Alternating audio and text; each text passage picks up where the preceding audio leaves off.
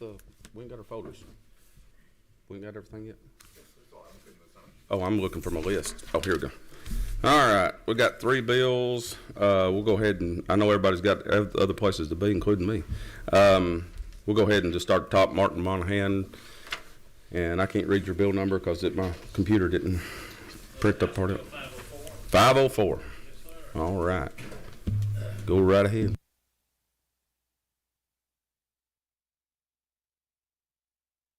Committee, are y'all there? Okay, very good. Thank you, Mr. Chairman, members of the committee. I want to thank you for the opportunity to present to you House Bill 504. That's LC 394621, a step towards ensuring consumer protection and market competitiveness in Georgia's automotive industry. This legislation introduces a structured and transparent framework for vehicle value protection agreements. It's a financial tool designed to help consumers mitigate unexpected losses in vehicle value. Well, here's why we need it. In today's volatile vehicle market, consumers face significant financial risks, whether due to depreciation, accidents, or total loss.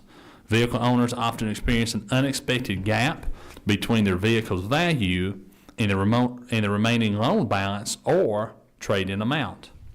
Unlike traditional gap insurance, which only applies to financed vehicles, vehicle value protection agreements are available for both financed and cash purchased vehicles, giving consumers more options to protect their investment.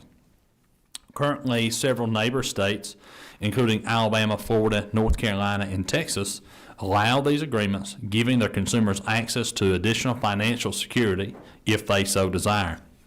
By passing this legislation, Georgia ensures that residents are not at a competitive disadvantage and have access to the same consumer protections and financial tools as those in other states.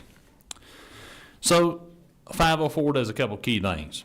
Number one, it establishes clear enforceable guidelines for VVPAs, which are these the vehicle value protection agreements in Georgia, ensuring that these agreements are beneficial to consumers while preventing abuse or deceptive practices. So number one, it defines vehicle value protection agreements as voluntary, optional contracts offered by dealerships and financial institutions to consumers.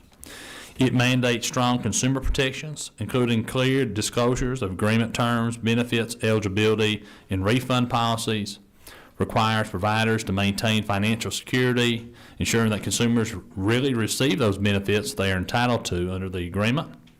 It grants consumers cancellation rights, including a 30-day free look period for a full refund, making sure that it's fair. Prohibits predatory practices, ensuring that financing is not contingent upon purchasing these VVPAs. It also empowers a lot of state oversight, making sure that the Attorney General can take enforcement actions against providers who violate these agreements. House Bill 504 is a pro-consumer, pro-business bill. By regulating these agreements, we can provide certainty and security to Georgia's vehicle buyers, allowing them to recover value in cases of loss, theft, damage, or depreciation. And with record high vehicle prices and unpredictable market fluctuations, this bill helps keep Georgians on the road, reduces financial hardship, and ensures fair competition with other states. Members, this is a common sense measure that balances consumer protections with market opportunity, and it allows Georgia to remain competitive with other states, establishes the necessary safeguards against fraud and abuse, and provides valuable financial tools to all Georgians. With that, Mr. Chairman, I'll yield for questions. Oh, Lord have mercy. I think everybody here's got a question. All right, let's start with my man down here, Chairman Martin. To Representative Martin. Of the Martin Caucus. Martin Monahan. Yeah. I have a couple, but I'll let the chairman gate me, and I'll share with my friends. The first one is, you said free look period is 30 days. Where is that in the contract here? Because the front, and I was trying to find it in the bill while we were looking, because the free look period says it ends the last time you can get the full value of the policy return. But where's tell me what line you're on. Well, the Chairman. free look period is defined on line 24.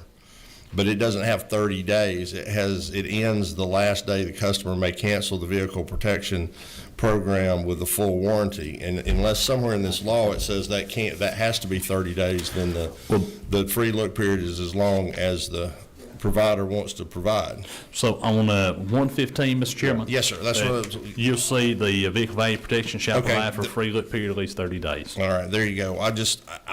I would just suggest as it moves forward that be moved up into the definition of free look period, just for ease of look.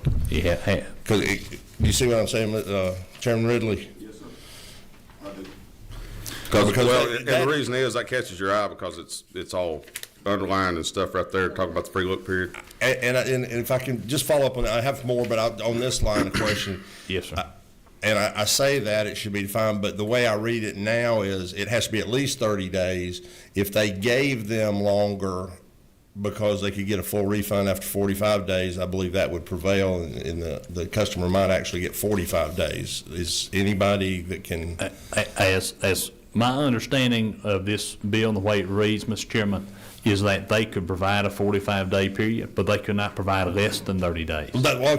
So is that helps me out with the intent, because the definition doesn't have a hard date. It says the last day you could get all your money back, which has to be at least 30 days, but could be more. That's right. I'm seeing people in the audience shaking their head, Chairman Ridley, so that's sufficient for the answer for this question. Yes, thank you. Well, thank you, Mr. Chairman. I think, as an optional product to help, secure the value of these vehicles, this is just optional. I think something that I say just for the committee is these cannot be contingent. That's in this bill. This cannot be contingent on the sale of a vehicle. And so we want to make sure of that so you don't have any type of gaming of the system or anything like that. So thank you for your questions, and they're very valid. I'm glad we could answer them here. Okay. This is the place to do it, Mr. Chairman. Next question. A man from the coast down there, maybe he wants to know if this will help if you have a mobile barbershop. You'll never forget. Thank you, Mr. Chairman. I like the bill overall. Just a couple of questions. I think it's very good. I've watched funerals for transmissions, folks standing around mourning for car shield, and I've got one down myself. other folk. My first question is this necessary? Does this have to be in law for this to be available? Because it's maybe in law, but I never saw where endurance and car shield and all those were written into law. That's right. It would have to be allowed today. Right now, we do allow for the gap agreements, which has more to do with a loan balance than a vehicle value. And this gives you some alternative options. We could not have these products without this law. That's correct. Okay, one follow-up, Mr. Chair. The only thing that gives me some pause is, let's say a person has 3 vehicles. He has gap insurance with this company on all 3. He has a substantial claim on 1. Will they do like Car Shield and Endurance does? The next letter you get after they take care of that first gap is that you're no longer, they'll give you notice that you're being canceled, because it happens all the time. And there's just a lot of room for some bad actors in here. Somebody is doing this in these states, and I hope they're good, because the bad actors can make life miserable. We'll pay one, then we won't pay anymore. I had a substantial claim with Endurance, and they were so happy and immediately canceled me after they paid. And I'm wondering about the long-term effect and effectiveness of this, because it's easy to get in a gap now with the way cars depreciate. They started at a terrible price and huge depreciation. What are the protections for the consumer in there? Well, first of all, my condolences on your loss. I know that that was tough, and we've all experienced that, where you get involved with a little company and it seems like they come out on the good side of the coin flip there. Yeah. I agree with you. I'm in the business today to make sure we give you unpause, and so whether it's my testimony or others behind me, we are going to be answering these questions for you. As far as the multiple vehicle situation, I would say I want to give a clear definition of what is gap and what is vehicle value protection. And that is that, let's say that you bought a vehicle and that vehicle was totaled, but you had paid down half when you purchased that vehicle. That gap would cover the loan. A vehicle value protection plan would cover an additional $10,000 of value that would not yet be recovered because it is not part of a loan structure. And so it is an additional piece. And as far as I understand, the reading of this bill, working with our advocates here, it could be used in addition to gap. Is that correct? And so if that kind of gives you an idea of what we're attempting to do here, is to give folks who maybe put a large down payment or pay cash for a vehicle some additional comfort when they're doing that. So, but again, I understand exactly where you're coming from. I've seen all that happen. That's why we put these strong provisions in here. That's why we're letting the Attorney General come in here and letting folks do that. Somebody's buying lunch. That's my walk-on music. Or walk-off music. With your yes vote, it's walk-off. So basically, with gap insurance, it's going to pay the loan and not you. This right here is going to pay you, even, and the loans could be a separate. You still have gap insurance, and you still get your money that you put down on it. Let me give y'all a clear, but not yet clear example. I have health insurance, yet I have Aflac as well. Yeah. In addition to. The duck got you. The duck, you know. And look, they're not paying me like Nick Saban. I can tell you that right now. Go Dogs. Mr. Chairman, I'll take whomever's next. Number 4-liter McDonald. Chairman, I want some clarity with Chairman Mark down there. So we did determine that we did not need to put that number in the definition in the beginning. Is that clear? This is the chair wants me to respond. Go ahead. I think what I found was we didn't want to put 30 days in there. We could say not less than 30 days in the front too. That would mirror what's in the law, but we don't want to put the 30 days because that would limit them to 30 days. But aren't we just defining what free look is? I mean, we don't need to define a number. We're just defining in that line 24 what free look is to be used further in this bill. It does, but it also, on 25 and 26, it defines the temporal manner in which free look exists, the time, the beginning and the end, which it just defines. It could go longer, and then later in the bill it says it can't go less than this. I'm fine with the way it is. Okay, I just want answer some the clarity. gentleman's question. Okay, I just want some clarity on that. But I need to my admit question to something. the author is, how many of these companies are out there that provide this type of coverage? And that's one of them. And the average cost of coverage for this.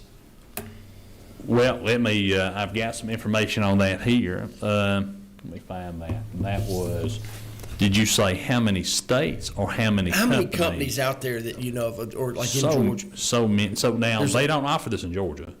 Okay. Yeah, we can't sell it unless we pass this bill. So what is the difference between, and I may be off, and then I'm going to use a life example. Dad's driving back from Virginia. Truck hits a brand new Escalade that we had. Right. $27,000. Well, it was room about $32,000 worth of damage. The person that hit us from South Carolina only had $25,000 coverage. Is this that type insurance that we had to pay the extra $7,000? It could be. So let me give you an example. Let's say that we're talking about the value of a vehicle. So not really like property casualty insurance, right? So that's kind of a separate category. Not like gap insurance, who's there to cover the value of a vehicle between the amount of the loan and the value of that. So, for example, I get in an accident. The insurance company only pays me $15,000, but my loan is $20,000. Then my gap insurance kicks in on that.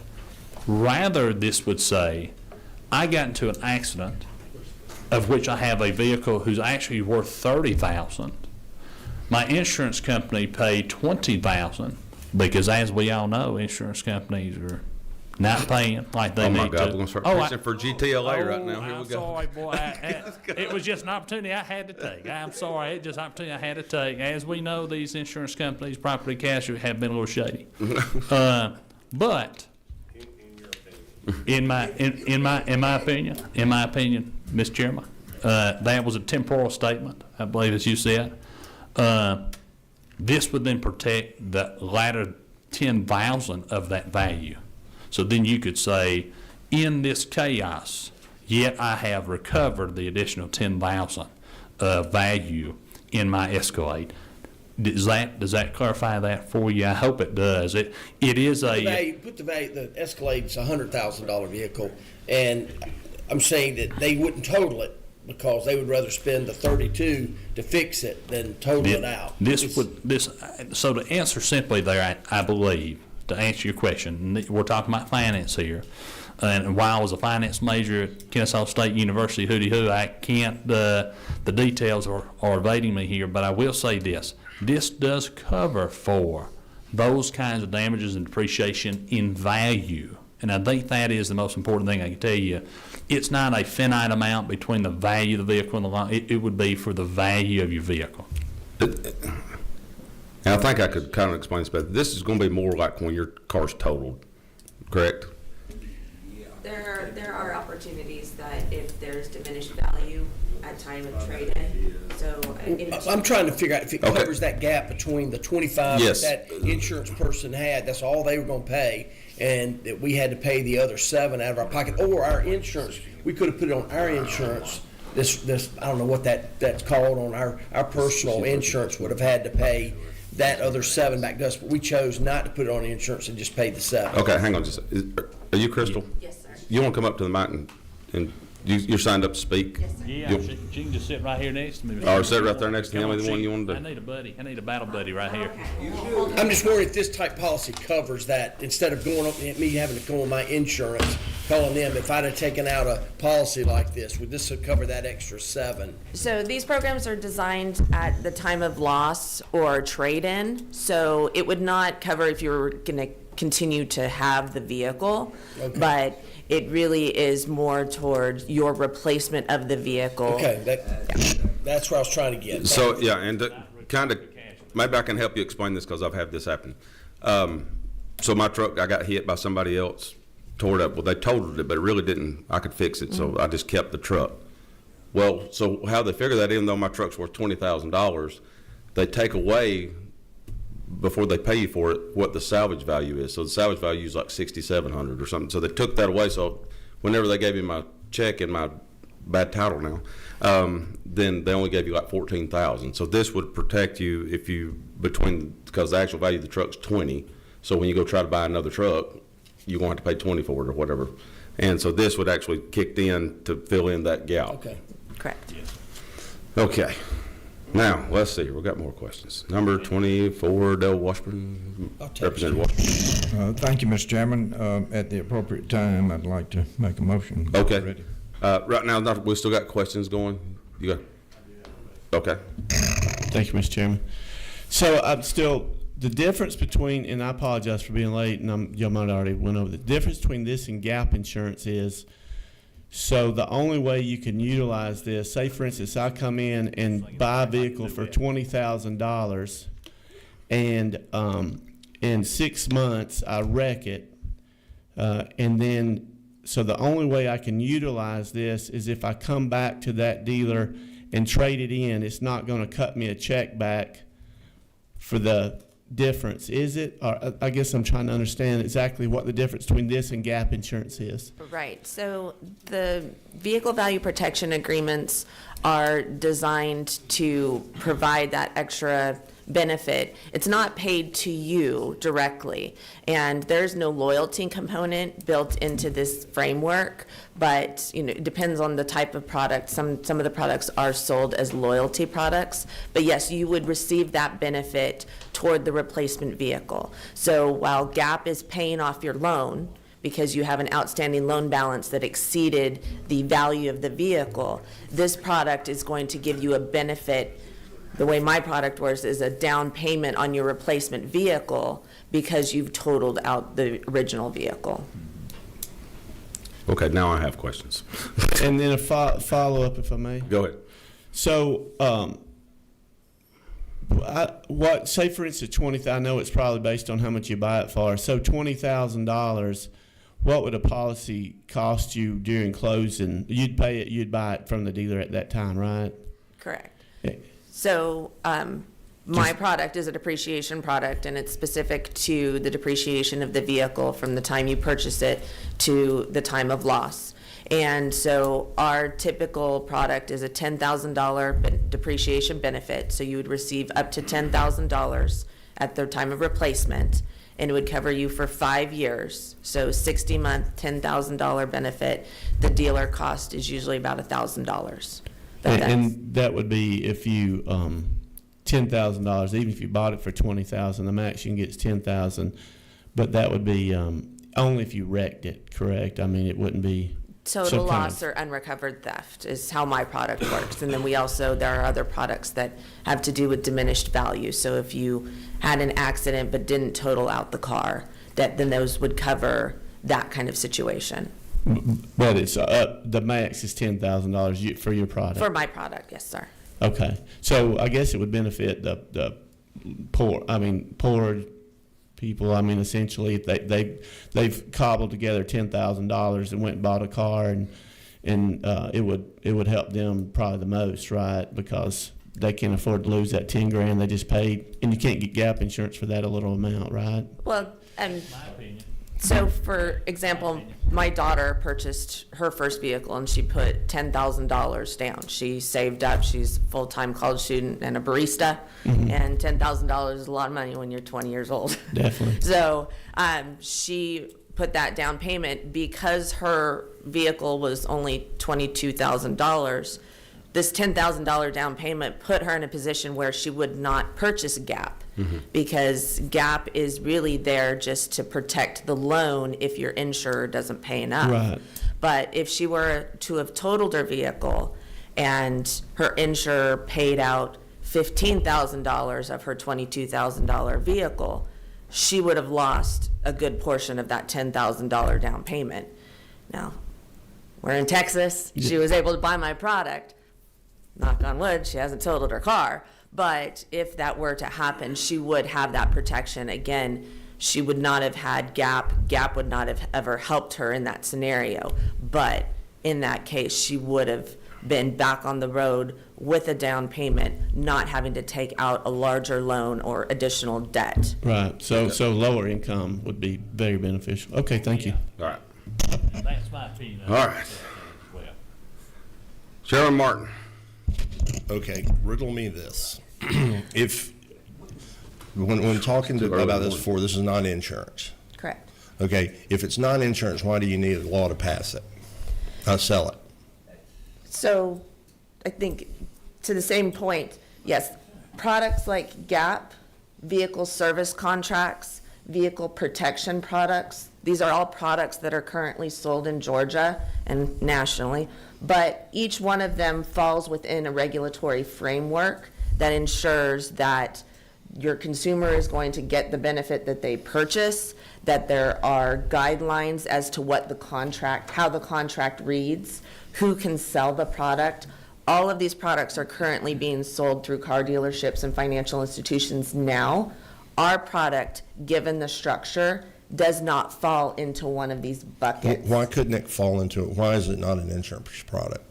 Because the benefit does not go back to the consumer. Ah, there you go. That's what I want to get to, because that's you've made my point for me. What concerns me about this is what we've heard today, and I don't mean to sound adversarial, but this is like, anytime we come down here and we want to do this, and it's all about the consumer. I mean, obviously you're running a business and you have to make money. But what worries me about this is we have an issue.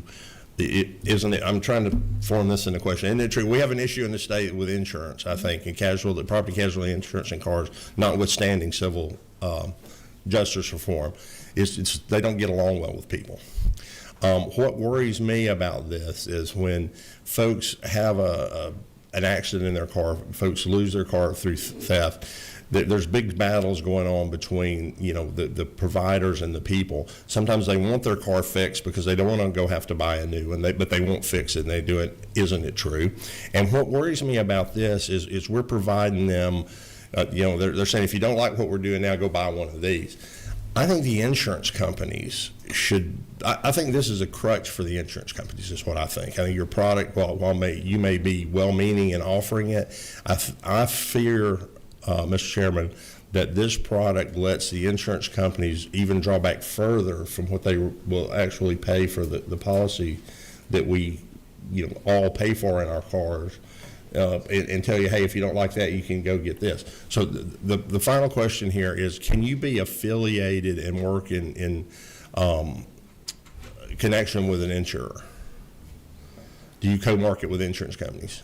We do not currently co-market with. Do you co-market with auto dealers? Because it seems like all of this is pointed back to paying the auto dealer and making the auto dealer whole. If I don't go buy a new car if I have your product and something happens and I don't go buy a new car right away, I don't get paid. So our product. Is that true? So we provide 180 days to go back to an auto dealer to get a replacement vehicle. But if I don't want a replacement vehicle, personally right now I ended up with I have 3 cars at the house. If something were to happen to one of those cars, I really don't need 3. I'm not going to sell one, but if I were to total one, I wouldn't even. So I had your product on those 3. If I didn't go and buy a new car or a different car, not necessarily new or used car, there would be no payment for me. No, this product is specific to the replacement of the covered vehicle. So Okay. again, that is one way that we are different from insurance. There is no betterment, there is no payout. It is specific to replacement of the covered vehicle. So the folks that pay the premium can never get the money. If they're Isn't not that true? replacing the vehicle. But they wouldn't get the money, then somebody else would be, because they would be having to buy a car. Well, no, that's not true. If a new car is not a different car is not purchased, if I can use new car as being new or used, if a different car is not purchased, there is no, your firm doesn't have anybody to pay, correct? Correct. Right. So I'm going to go back to that. The person that buys the policy, if they are then forced to go buy a car immediately or within 180 days, and I guess it's a free. It's true. It's a free market. I mean, you can either enter into the contract or not. But I'll just end with this. My fear, isn't it true? My fear is for the customer that's going to be sitting there in front of a dealer, and I'm going to guess you probably pay the dealer a commission for selling these things. The dealer will mark up the product. Yeah, so you're going to get a dealer. So I'm just, first time I've seen this today, you had some folks come by and talk to me in the office, and I appreciate that. But I just have pause for this quickly. But, I'll yield to the will of the committee. All right, let's do this. Everybody got one, but we've been on this thing for 40 minutes. All right, one last question. It's going to be quick. Number 25, who's that? Go ahead. Mr. Chairman, I've inherited from Representative Washburn the Duke Pass motion. Okay. All right. Hang on just a second on that. All right. So, I think I can clarify this a little bit. Y'all don't sell to dealers. This is a product that you take out on your own, or you can purchase it through the dealer. Let me give you All right. an idea. So Well, hang on. Let me speak. I'm running this outfit here. Only thing we're missing with you is you taking a drink of a Coke up there. We have went from GTLA to pitching for Kennesaw State to everywhere else. So you can buy it through a dealer or whatever. But if I total out my car, I go back to that dealer, then that money's there if there's a discrepancy in that. If I don't want to go back to the dealer and I want to go buy it off of Martin Monahan, I can send y'all the bill of sale and then I can directly get that check. Is that not correct? No, the check would still go to the dealer or whoever is selling the vehicle. So if I buy it from an individual, then it don't work out. It would have to be a dealer. Okay, and it could be a used car dealer or Correct. any dealer. Okay, so that check would go. So would they just charge me $10,000 less? They would apply it as the down payment on the bill of sale. But what if I'm just buying it straight out? I'm not financing it. I mean, if you're spending $10,000 and the bill of sale would show $10,000 paid. And then I would just Correct. write the check for $10,000 less. Correct. So basically, it's just like getting the insurance check, but it's going directly to the dealer if that's where I go. But if I don't if I choose not to go to a dealer or not to replace the car, then I don't get the money. But for the $10,000, I'm only paying $1,000 for that opportunity to do that. Correct. Okay. Okay, now, does anybody else got anything else? God, please no. All right, so I got a motion to pass, or what's the will of the committee? I got one motion to pass. Got a second. All right. Anybody else? All right, so I got a motion to pass and a second. All in favor? Aye. Aye. Who's against? No. Oh, great. I don't get paid enough for this crap. All right. Well, all right, I'm going to say this. Y'all need to really get with some members and really get to talking to them. I'm going to go ahead and make the chair's ruling to let it pass. Get with them, and good luck, and God be with you. All right, thank y'all. Thank you. Thank you. All right, next up.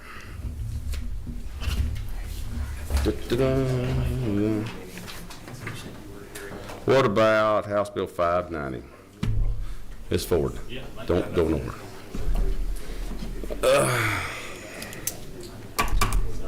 Al, take it easy on me. No, you need to say a lot. You see it right here. This will be a more comfortable chair.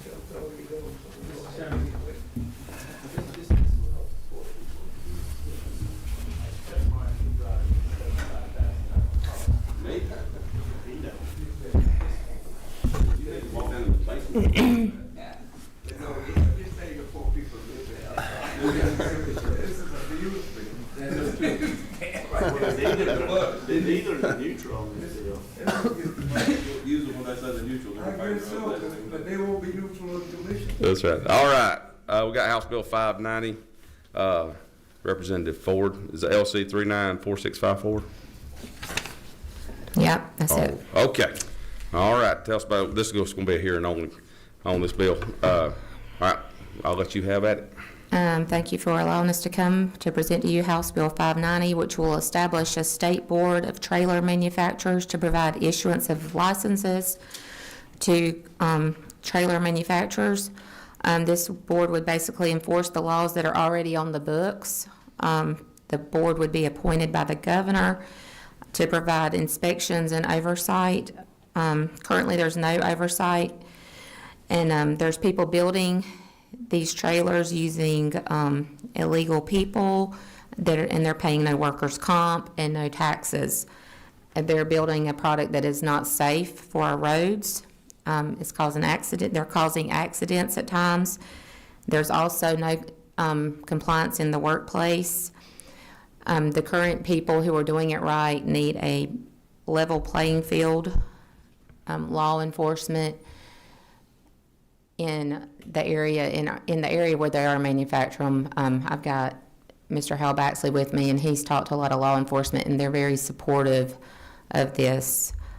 Right now, I would like to introduce you to have Mr. Hal Baxley to speak to the bill. He's with Freedom Trailers. He is also the chair of the Georgia Association of Trailer Manufacturers. Good morning, and thank you for giving me the opportunity to speak to you today. We've got a very serious problem that has grown to be worse substantially.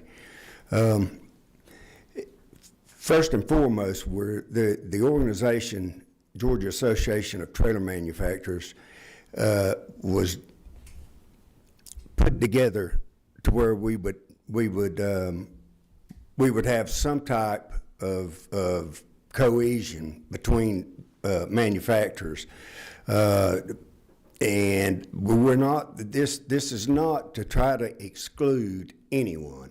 We want you to be able to manufacture just like you do right now. The only difference is that you have to do the same things and pay the same insurances and taxes and everything that everyone else does. As you know, we've got a lot of illegal aliens that have come into the country. Several of these places are using these people. They're paying them cash. They don't pay workers' comp. They don't pay any of the insurances and that the good players do. And so what we're asking is that we have oversight. We're not trying to create any new laws. We're not trying to create any new regulations. All we want is the oversight, because this business, it may come to be strange to you, but this is anywhere from $2 to $4 billion a year business that has been going on for years. And Georgia is a very strong state in manufacturing, but we need to have the consumer, because the consumer has no confidence really in what he's buying. Everything is sold by price and price alone. And what we want to do is we want to make sure that every manufacturer is paying all of the things that he should be paying for everybody, that everyone else is paying. And we want to make sure that the consumer is getting what he's paying for, that he's getting a safe trailer, and he's getting it from people that, have workers' comp, that are doing the right things and building products in the right way. And we haven't had that, and we need this oversight to where we can all comply. And those that are out of compliance right now, all they have to do is come into compliance, and there's no issue. But the problem is going to be the ones that are operating this way they don't want this, for the very simple reason of they like it just like it is. But it's unfair competition, and it's gotten worse. So players like me and other good players, in fact, we lost one of the largest trailer builders in the country. Forest River had been in Ocilla for over 30 years, and they closed down because they couldn't compete with this. And if we don't have some oversight, there's going to be players like me and others are not going to be able to compete, and we'll have to get out of the business too. So, and all that will leave is the bad players that you've got. So that's the reason this is so very important. I've been after this, been trying to do this for the last 3 or 4 years, and I got no ears from anybody wanting to do it until last year. Last year was the worst year in the trailer business that I have ever seen in 20 years I've been in it. It was absolutely horrendous. And so with that, I guess they said, well, the old crazy rascal must have something there, so we'll give him a shot. And that's where GATM was formed. But we need, there's another organization, it's National Association of Trailer Manufacturers. The reason that it doesn't have any teeth is the same reason that we don't have any teeth, because it's voluntary. If you don't have to be forced to do any of this, and you don't have anybody overlooking you, you don't have to put that on there. So that's, At this time, we'll welcome any questions. Okay. So currently, in order to be able to sell trailers, you're selling them and making them, correct? Yes. So you got to have a used car license in order to sell the trailers? No. Oh, yes, you do. No, you don't. Oh, well, we had a little issue. Not the manufacturer.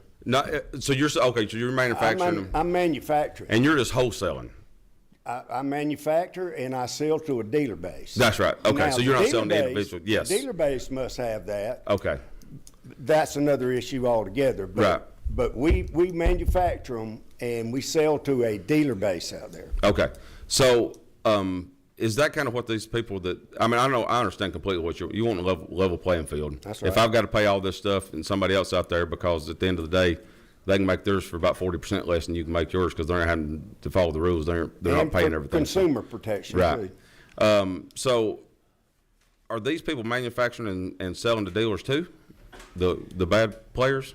Yes. Okay. All right. It's interesting. All right. We've got a question. Number 27. Representative McCall. So, thank you, Mr. Chairman. So I have a question about, so what if I decide that I want to build trailers, in my backyard, start welding up trailers myself? I'm just one person. So am I going to have to go through this board and get a manufacturer's license? No, because there's an exception that you can, this has nothing to do with homemade trailers. You can build up to 10 homemade trailers a year, but if you're selling to the public, you're supposed to have an SAE number, which is an identification number that denotes who this player is. My company, Freedom Trailers, it's 5WK. If you don't have an SAE number and you're just building some homemade trailers, I mean, that's fine. But when you start selling these trailers to the general public out there, that's where the danger comes in, because there's a lot of stuff they're doing that's incorrect. So, And this bill says when it says manufacturer, and manufacturers, when you make something on a large scale using machinery, I did look that up, and so he is a manufacturer. So if you were building them in your home, you would not be a manufacturer of trailers.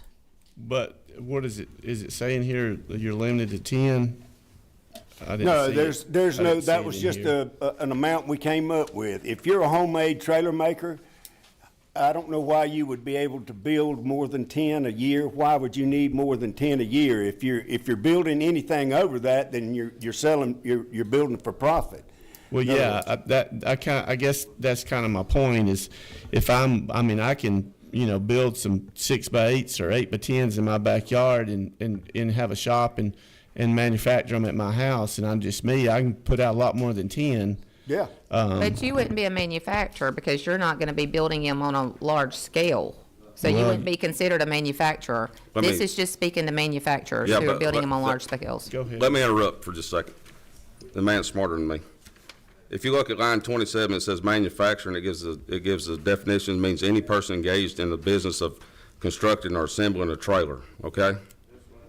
That means anybody. There's no number That's there. exactly right.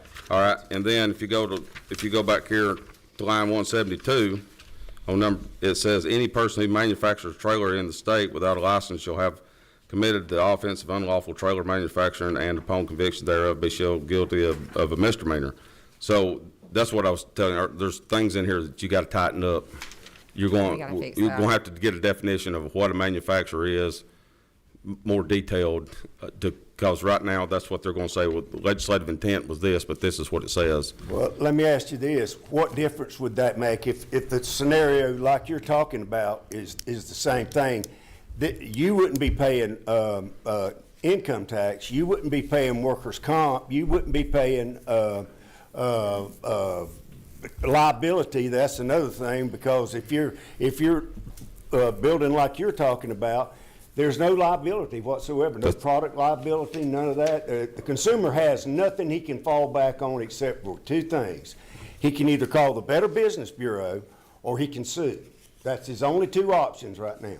You're correct if you're selling it, but the other problem in here, when it starts talking about you got to get the VIN number and all that stuff, if you do this, there's a homemade VIN number plate that you go to the courthouse to get. It's through the state, right? Like if I build a trailer at home. What if it's homemade, you take it up there and they're supposed to inspect Inspect it, it. and then they give you a title for it. And I don't know if they put some type of number in there that denotes that this is a homemade trailer. I know that on the title it says it's a homemade trailer. And the VIN number that's connected to it will be Whatever that VIN number has no value as far as the VIN number we have. The VIN number we have not only denotes who the player is, but it also tells you the tires that's on there. It also tells you the axles, all of the components that are in there. Each one of these 17 numbers has a function. That way you could pull up that VIN number and be able to tell who built that trailer, and what it was built like. In other words, if it's 5,200 pound capacity, it tells you that. If it's 10,000, whatever. And when the DOT right now is the only, and the only time you ever see them come into play is when they're hauling them and they have to pull into a weigh station. So that's the only thing that's inspecting these at all, period. Yeah, so we'll change that to like a dealer of, maybe. Okay, go ahead. So I guess my question is, would y'all be minimal to put the weight limit on these trailers as far as like, obviously, a size or, how many pounds the axle holds or anything like that? We do. Your VIN, you have a data plate on the side of it, and we rate the trailer as to what the GVWR, gross vehicle weight is, and it's on the side of it. It may be 9,950 pounds. It could be 21,000 pounds, and that also not only does that tell you what kind of payload it is, because that's gross vehicle weight, but it also tells you whether or not you've got to have CDLs to be able to pull this thing, because anything over 26,000 pounds, you have to have CDLs to pull it. I guess my question was, is excluding some smaller trailers in this bill, would y'all be, I guess my question was, have some weights in here as far as, I don't know, I think we just need to work on it. Yeah, that's all right. All right. And listen, I pull trailers every day. I'm in construction, but I know exactly what you're talking about. And I get it. There's junk out there, and there's also people that don't pack bearings like myself that, you put too much stuff on there and it burns off and wheel flies off of it, and it ain't the manufacturer's problem, it's the operator's fault. Well, that ain't what they tell us. That's right. And I talked to Representative Ford kind of for this. There's just some things I think we got to tighten up, because this is a big bite. And the other problem is we have had immense problems with anybody getting any kind of license through, renewed, anybody. I mean, that's 90% of the calls we get. That's what it's about. 6 months they've been waiting to get their hair salon license renewed and that kind of stuff. And so anytime I see that, it kind of runs into an issue of trying to, who's going to issue that, how's that going to work? And the other thing is, I know they're going to be asking for a fiscal note. Anytime you set up a board, they're going to know what's the cost, and then that's kind of how you determine what your license fees is going to be, and your board members and that kind of stuff. Well, and you can come up with what we've got is a decal it's a line item. We put it on there. It's $11, and the decal says to the consumer that carries over to the consumer just like a car. This is a title vehicle just like an automobile right there. And what that tells the customer is that this decal indicates that we are NHTSA, US, GA, DOT compliant, and this trailer was made by a good player, and it meets all the requirements of that, which is a couple of things for the consumer. What it does is it puts value in there where there is no value. It's just sold by price. And it also gives him peace of mind that he's got somebody else he could call besides the Better Business Bureau and get a lawyer and sue. Right. So, and how many members y'all got right now? We got about 20 now. 20. I'm gonna give you a couple of names before you leave. Call up mine, because I got 2 or 3 trailer manufacturers up there that just build ones like UTVs and that kind of stuff. And I'd like to talk to some of those guys. Absolutely. All right, number 5. Mr. Chairman, based on what we've heard today, and I think there's definitely some work that needs to be done on the bill, it's a good bill, because I certainly want my bearings packed if I'm going to buy a trailer. So I'm not going to buy one from the chairman. So, but I think that the bill is good. But, Mr. Chairman, whatever your recommendation is, I'll make a motion what is in line, because we need to clarify some things on this, and there's some clarification needed. I agree, and that's the reason we're just going to do a hearing only on this, and then we're going to start working on it. All right, number 15. Yes, sir. I know the chair's ready to move along, and I may have missed this one. I had to step out for a moment, but these are trailers. I wonder, are trailers that, camper trailers, do those things, they don't get inspected? Those are RVs. And they fall under RV, and yes, they do. By whom, sir? Do you? There's an RV manufacturer that send inspectors out. It's just like mobile homes. Okay, so my It's the same thing. So the question there, so do we have the infrastructure set up in the state? No. There is no oversight. That's what we're trying to do. So there is no ones for the, what you said would be travel trailers, RVs? Right. No, there That's is. federal. Yeah, yes, that is. Okay, and so that was the question I was trying to get to, Mr. Chairman, is I see the gentleman's point, but I just wonder how we decide that we get involved in licensing these, the other ones, and I think I know because federal probably does larger trailers, right, the larger ones, because when we get down to it, it's not just because they're on the road, because I don't think we regulate the manufacturer of those little side-by-sides we were talking about the other day in Ways and Means. I don't think we regulate the manufacturer of bicycles. So this is kind of a unique position, and I was just trying to glean a little more information to find out where it could fit between, federal highway and DOT without, I'm just going to be honest with you, without creating a whole new board and infrastructure. I know what you're trying to do, but when you do that and you put the administration over it, if there's 20 of you, your license is going to be $20,000 a year because they're going to want you to cover the operation of the board. So the point is, I know you're ready to move on. I think the gentleman raises a good point to us, and we need to find a way to efficiently work with it. And I'd be glad to work with you on it personally and help you kind of get some, because I understand exactly what you're saying. It ain't fair, and everything else, it seems like it's got some federal guidelines over, just like you was talking about Forest River moving. There already are right guidelines. There's no one to enforce them or oversee them. Therein lies the problem. The rules and the regulations are on books. It's just that you either can or you don't have to follow them. So there's regulations on state books, on state law right now on them? Oh, sure. Okay. There's U.S. and a GADOT. In fact, GADOT, the Georgia DOT, is probably more stringent than most. It varies a little bit between each state, but right. Georgia DOT is a little bit is one of the better ones. However, there's still no one overseeing the building of the trailer.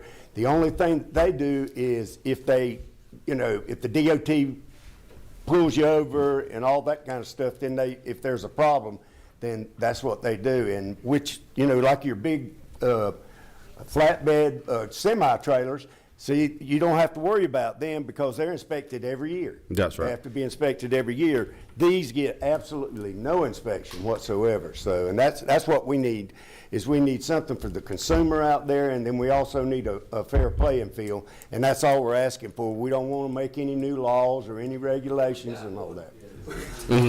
We got a new law. But yeah, we'll work with you with it and try to just kind of move some stuff around there and get it and see where we need to go. But first thing, like I said, you're going to have a fiscal note. That's going to be the first thing they're going to ask for.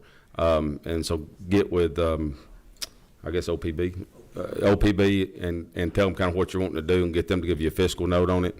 And then that sets like what it's going to cost the state to do it. Then that's kind of how you know how much to charge your board members, right, and that kind of stuff. And then we'll start working on it from there. Okay. All right. Thank you, sir. And I sure appreciate you coming up. I know it's a long drive. I appreciate you. I appreciate Thank you, all. Chairman. Thank you. Hey, listen, the good thing is you got one right there. She ain't going to quit, so you'll be in good shape. Oh, yeah. Oh, yeah. Oh, yeah. I've been doing this for 20 years, so keep on doing it. I hope. Thank you, sir. Y'all take care. All right. All right. Okay. I got to go rules, too. All right. Do we have anybody else? Yeah, who is that? 512. All right. This shouldn't take long. Representative Lewis Ward. How are you? Do pass it, we go to rules. Oh, this is going to be here and only on this one. All right. When you're ready. Good morning, Mr. Chairman and members of the subcommittee. I'm here to present HB 512 LC 501035. I want to start by saying, according to Google, there's more than 2 million Georgians who live in communities that are governed by associations.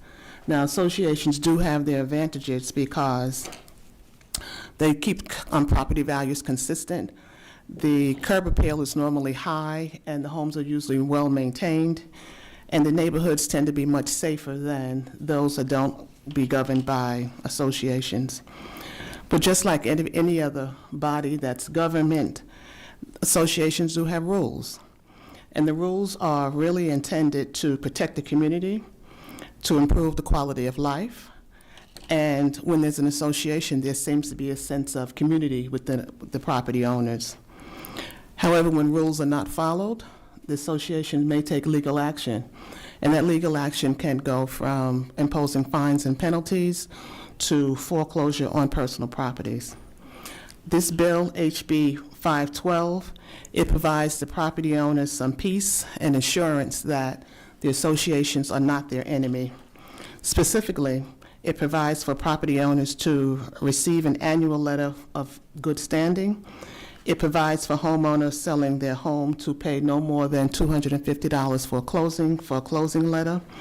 And it provides for homeowners to have mediation before any liens can be attached to their property. The bill is short, so I'll just take 2 minutes to go over each section. And we'll start with Section 1 on page 2. And Section 1, lines 30 through 33, just talks about how the association will send a letter of good standing once a year to each homeowner within 45 days after the close of their fiscal period. On page 3, it just kind of like cleans up the paragraph and changes the references because we are adding 2 new code sections. So on page 4, section 3 talks about adding the new code. Line 79 through 93 really talks about the statement of account, the closing letter, and the HOAs will have 10 days to respond. It also talks about who in the association has the authority to respond to the request for the closing letter, or it's referenced as a statement of account. And it also talks about the same line, 79 through 93, talks about how the closing letter or statement of account will be delivered to the requester.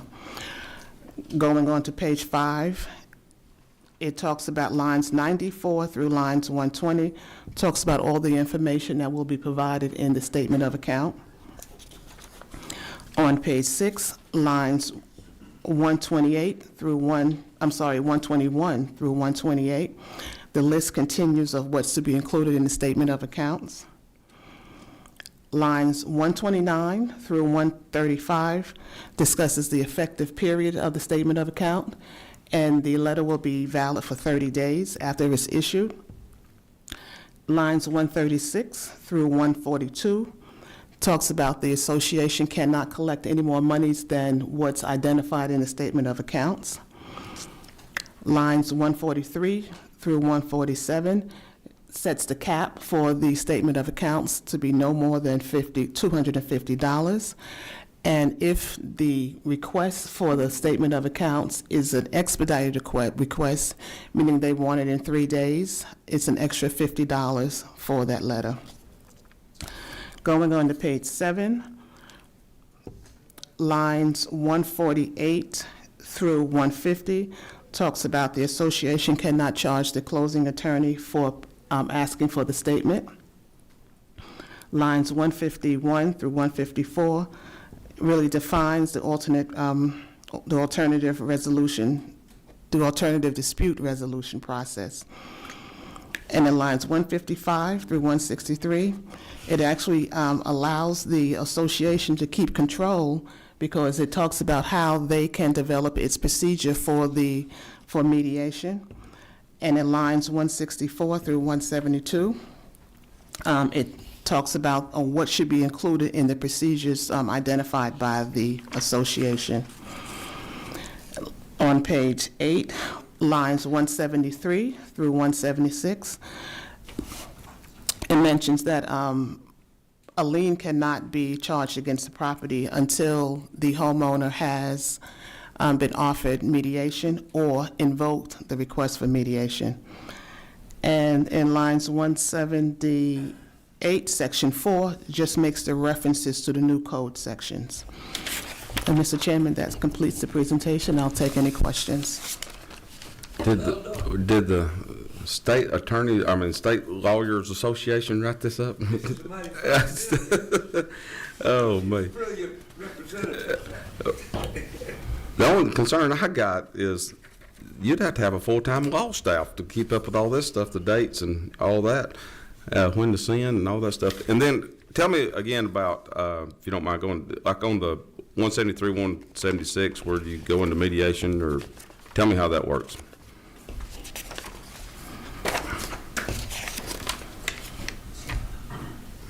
Yeah. So this allows the association to prepare their own procedures.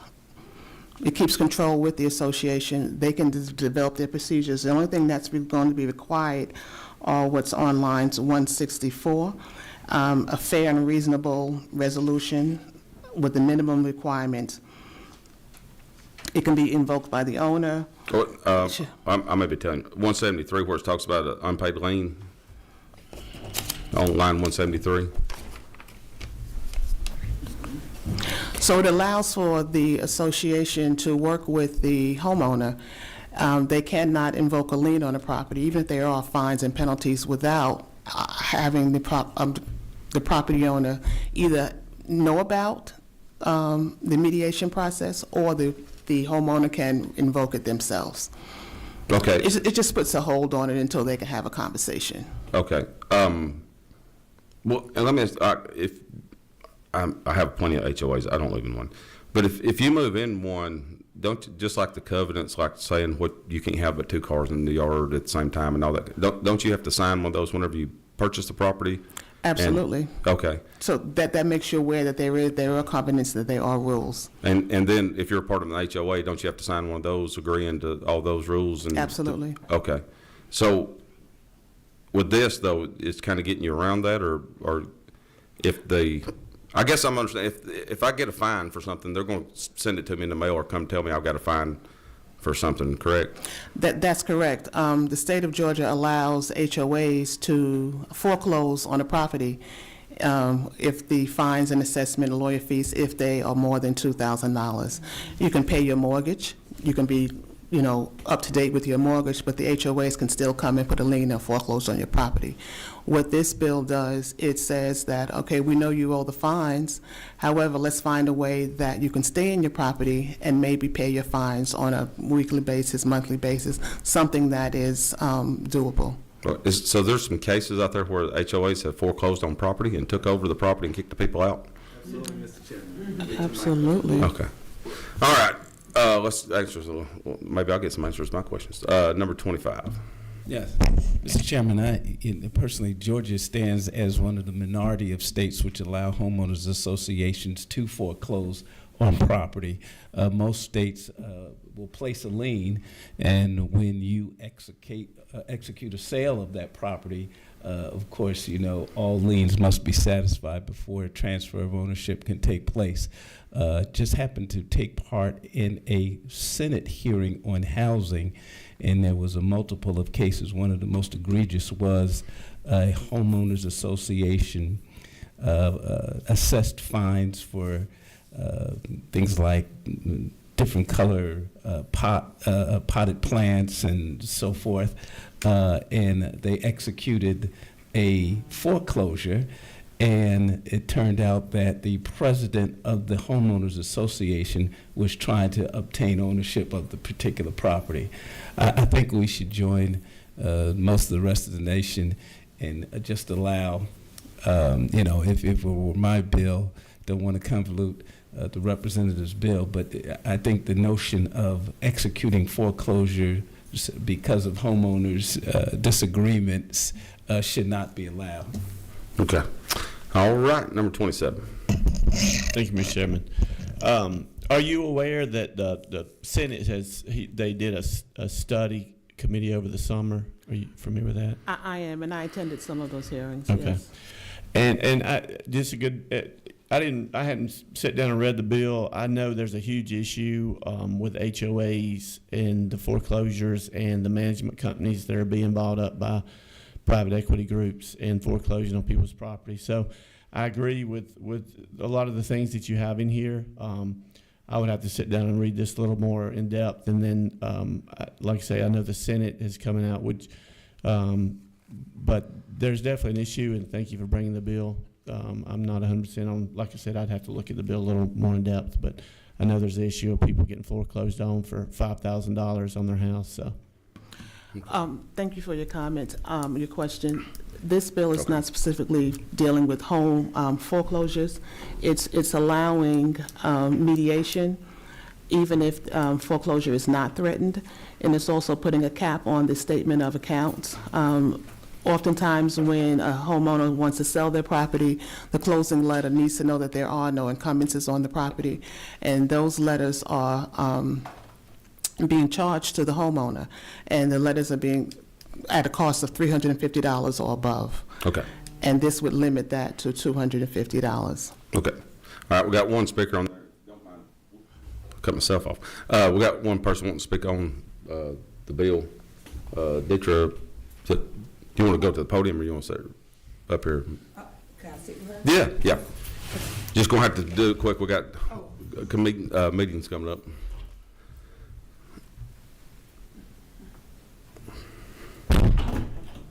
Just tell us who you are, who you with, and all that good stuff. Good morning. My name is Deetra Poindexter, and I'm with Representative Lewis Ward, and I'm also a HOA homeowner in Clayton County, Georgia. So recently, we are going through a battle with our HOA president. As the gentleman said before, if your garbage can ain't 2 feet away from the curb or something like that, she'll put a fine on you. Or if you having guests and you have a relative that stays over, you got 5 cars in the driveway, instead of coming and ask what's going on, she'll give you a fine. If you can't pay the fine, then she'll go ahead and put a lien on your home without you even knowing about it. Then they come to find out that you got to pay the lien.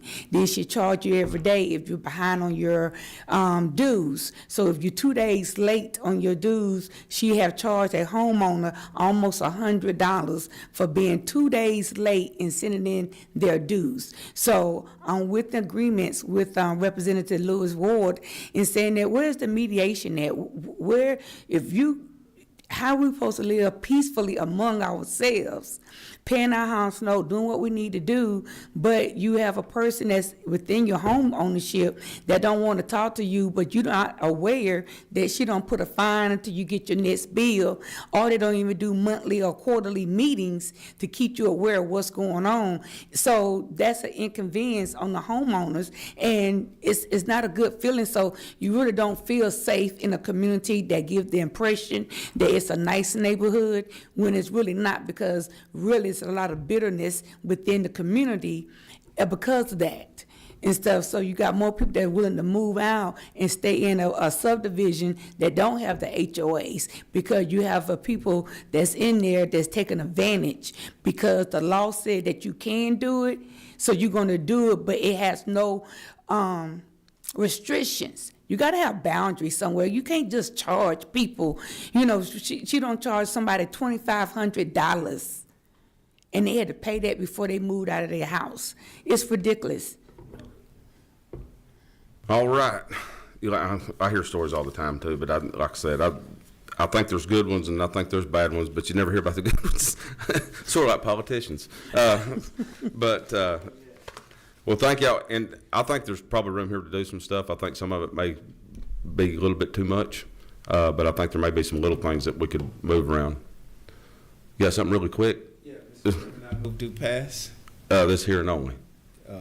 Okay, so we're gonna wait on that, but help work on the bill and tighten it up a little bit, where some of the stuff's just way out there and too much to try to do for one person, I think. When you got multiple days that you got to have this sent and that sent, and I think that gets really confusing for everybody. And does most HOAs have an attorney?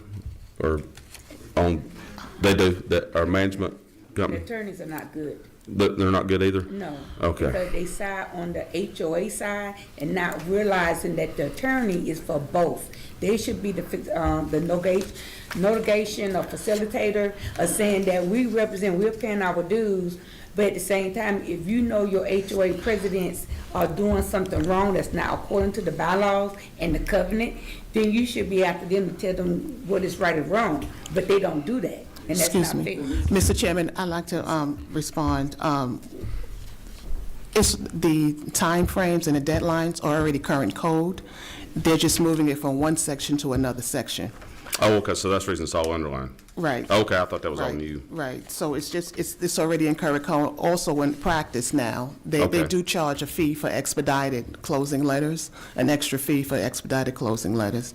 But the first closing letter that has to be within 5 or 10 days goes up to $350, $400. Could I offer you some friendly advice? Could you get us, maybe get some, I don't know, I guess like some of the stuff that they're doing, you're saying they're charging for and that stuff. Can you get some copies of that where you could have it for the committee to like show proof that, hey, this is like what they're doing at this HOA, or this is what they're doing in another HOA, far as you're saying they're charging too much or they're not doing stuff. Is there any way you can get any copies of the stuff? I just we need proof, and it's still just going off hearsay of, you know, hey, well, this HOA I heard about in Stone Mountain's doing this, and this HOA I heard about down in Henry County is doing that. We need some like proof showing like where they're charging $2,500 or they are foreclosing, which I didn't even know you could foreclose unless you was going to pay off the first debt, which would be the mortgage. I know you could put a lien on it, but I ain't never heard of the whole foreclosure process of something that unless you pay off the first. So there's just going to be there's a lot of questions because I've got calls about this thing. It's too strong. It's not strong enough. I mean, it's just all over the board. And so I need a little more proof on what's really going on out there. Go ahead, Representative. Mr. Chairman, yeah, it is as common law in Georgia where they can foreclose on your property for not paying assessed fines from homeowners association. I think that's egregious in and of itself. Okay. But who pays off the first? The consumer who owns the property or is paying off their mortgage is still responsible for paying their mortgage until the foreclosure is effected. All right, you're going to have to explain that more to me. I was in banking and I don't even understand that.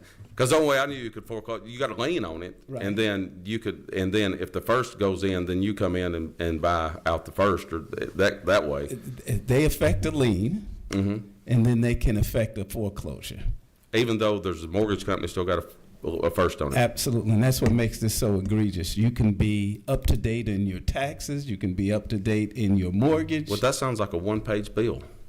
I would agree. As I mentioned in my comments there, I think we should just eliminate the ability of homeowners associations for doing that, just as they do in the majority of states. Okay, well, let's bring us a bill. Yeah. Maybe that's what you want. I mean, that's a baby step, but maybe we can get somewhere. Okay? All right. Thank you so much. Keep working on it.